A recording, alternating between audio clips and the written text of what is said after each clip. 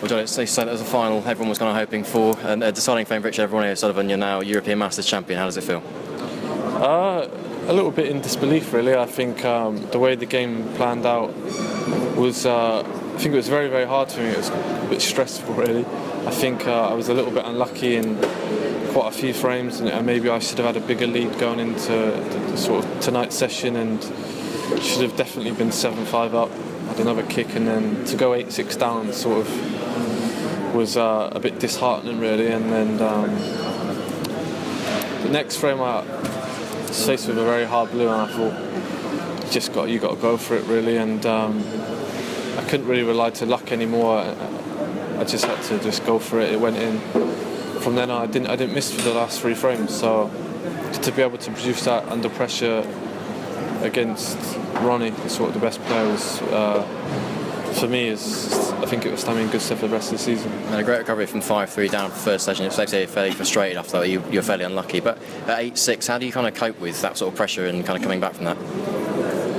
I'd say it kind of leaves you a little bit. The way the game planned out as well, it kind of, for me, I was just like, I think I'm going to lose this no matter what I do. It just seems to be going wrong at the worst time possible, and I felt maybe that just relaxed me, thinking that I'd lost the game, and probably went for a blue. I should have probably played safe. I would have normally played safe, but I just went for it.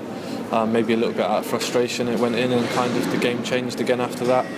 And everything I did in the last 3 frames just seemed to go right, and to make that break under pressure against him I was very nervous, but everything seemed to go in quite clean. That performance has shown you're in great form at the moment, 3 centuries in that, and it's kind of proving that you're ready for the English Open next week in Manchester.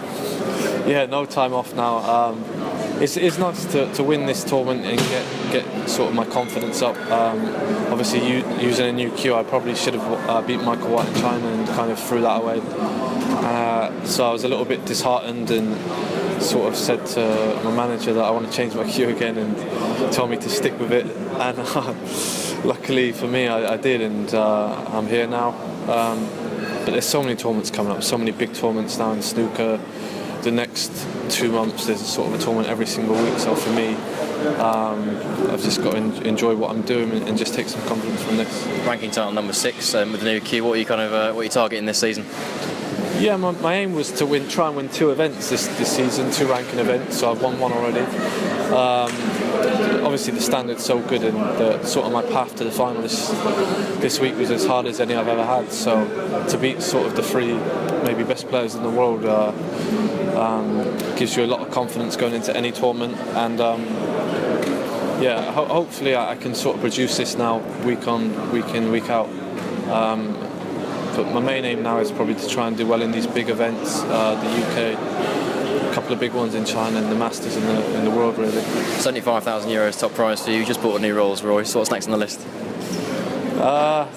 Invest my money now.